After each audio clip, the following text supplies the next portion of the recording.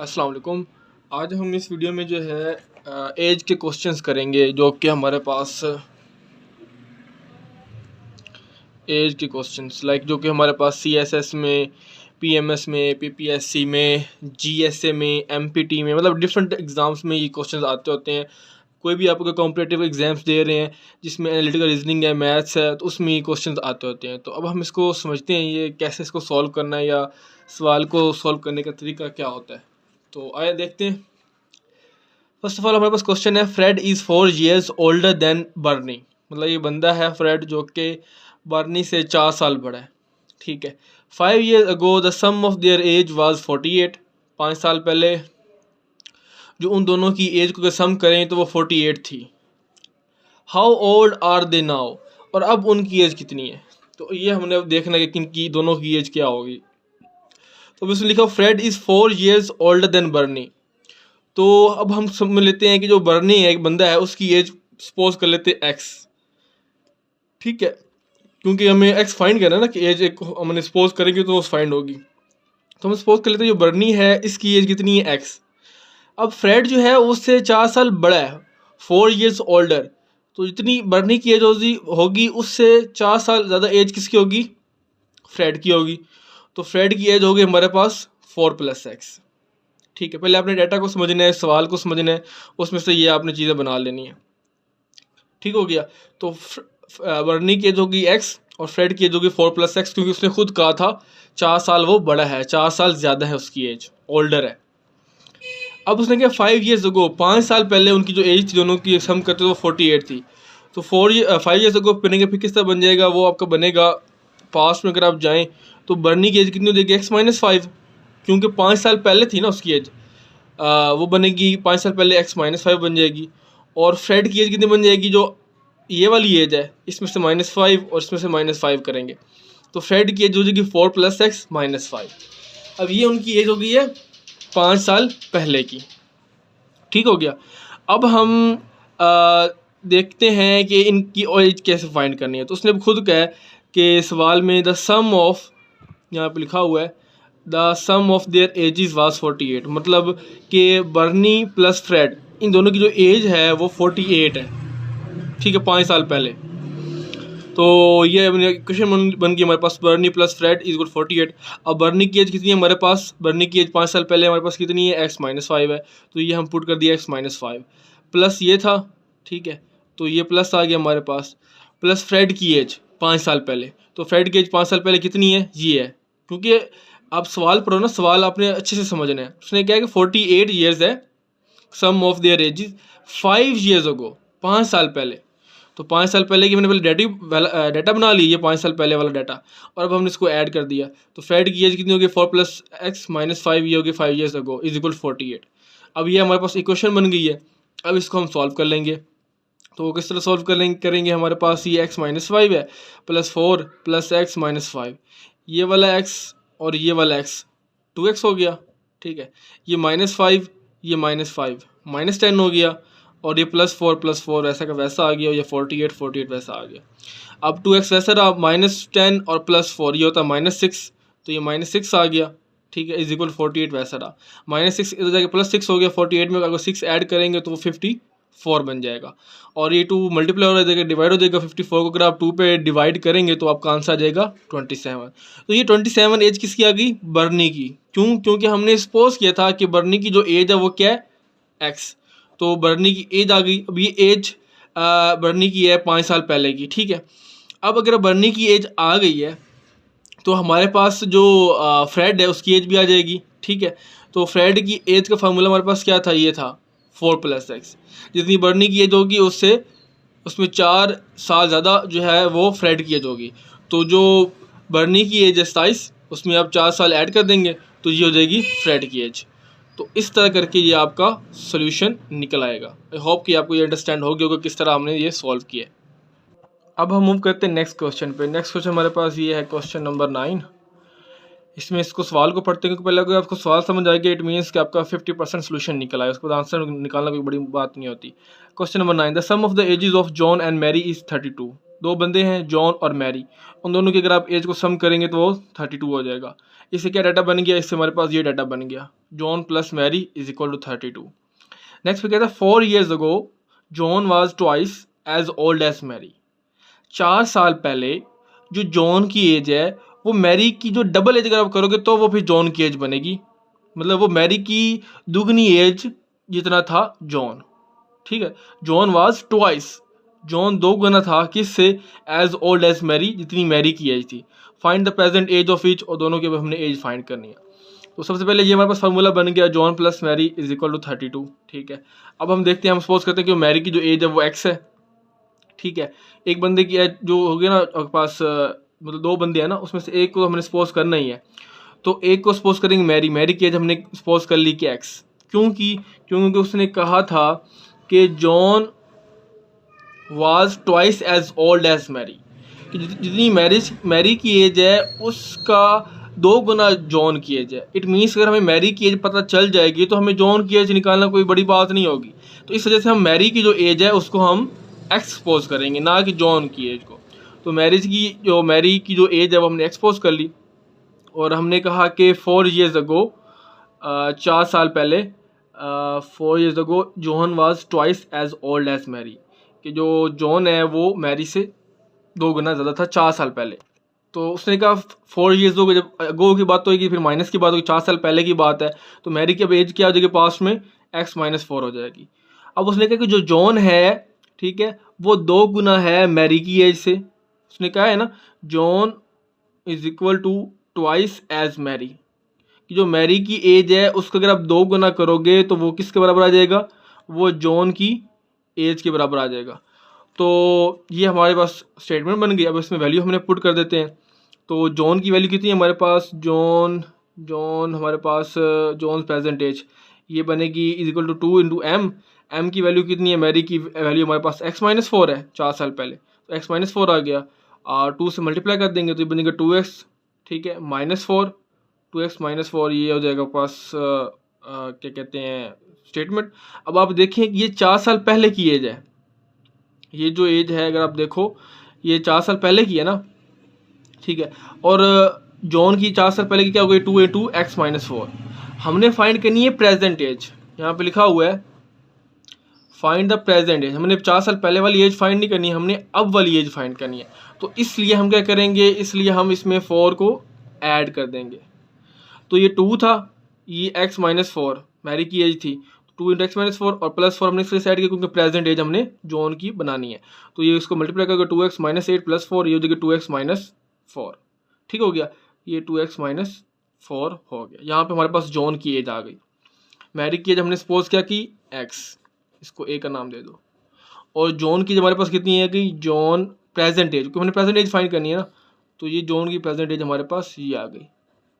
ठीक हो गया, यहाँ तक समझ आ गई। अब उसने कहा था कि the sum of ages of John and Mary, हमने कहा था जॉन प्लस मैरी कितना है 32 के बराबर। तो अब जॉन की वैल्यू पुट कर देंगे और मैरी की वैल्यू पुट कर देंगे।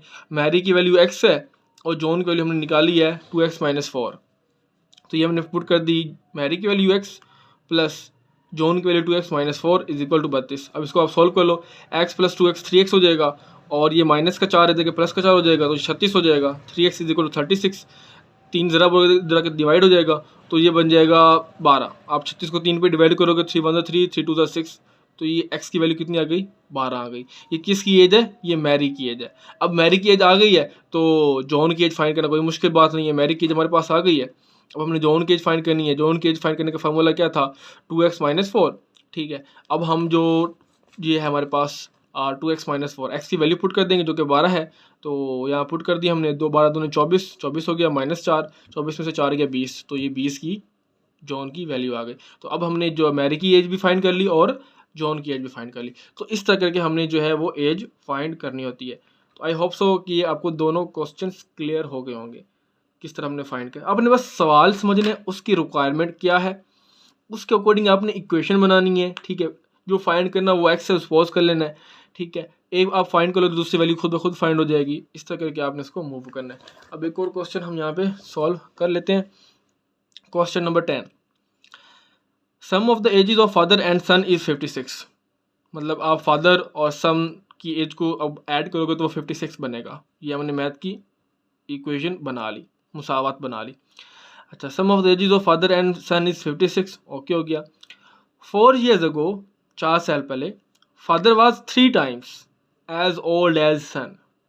4 साल पहले जो फादर की एज थी वो सन की एज से 3 गुना ज़्यादा थी। तो अब हम सपोज कर लेते हैं कि सन की एज मिसाल के तौर पर एक्स है, सपोज कर लेते हैं हाइपोथेटिकल, क्योंकि हमें ये फाइंड करना है। अगर सन की एज फाइंड हो जाएगी तो ऑटोमेटिकली फादर की एज भी फाइंड हो जाएगी।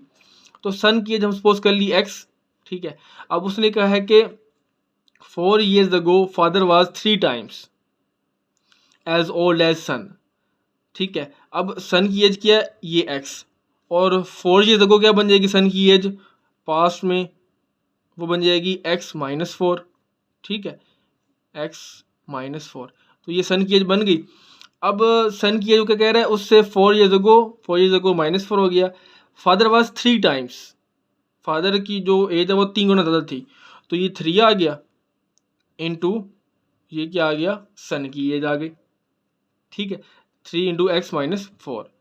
अब क्योंकि हमने प्रेजेंट एज फाइंड करनी है तो इस वजह से हम +4 कर देंगे, ठीक है।